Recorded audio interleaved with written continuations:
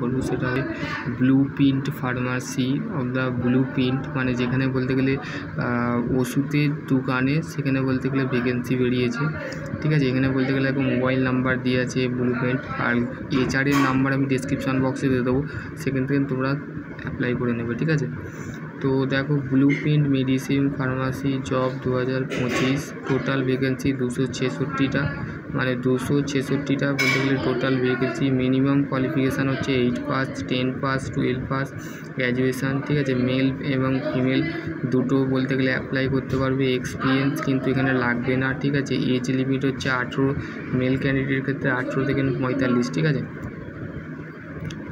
Job role কী থাকবে, medicine packaging, scanning department, billing ক্ষেত্রে HS pass এবং বলতে গেলে বেসিক কম্পিউটার নলেজ, মানে বিল করতে হয়, তো সেই ক্ষেত্রে বলতে গেলে কিছুটা কম্পিউটার নলেজ জানতে হবে, রিটেল, লোডিং আনলোডিং এগুলো। ঠিক আছে, তারপরে হচ্ছে দেখো PF NCT bonus available, male female both category apply. 8 ঘন্টা ডিউটি, 1 ঘন্টা ব্রেক, 14,900 থেকে 25,000 টাকা স্যালারি দেবে। রুম এবং food free, weekly 1 day of. ঠিক আছে, তো এই ক্ষেত্রে বলতে গেলে জবের বলতে গেলে যে ভ্যাকেন্সি বলতে গেলে তোমরা কোথায় অ্যাপ্লাই করতে পারবে, কোথায় কলকাতা, নদিয়া, হুগলি। ঠিক আছে, তারপর হচ্ছে আরও সমস্ত যে জায়গায় West Bengal, all over West বেঙ্গলের মধ্যে যে কোনো জায়গা থেকে তোমরা যেখান থেকে দেখছো ভিডিওটা, সেক্ষেত্রে বলতে গেলে সবাই অ্যাপ্লাই করতে পারবে।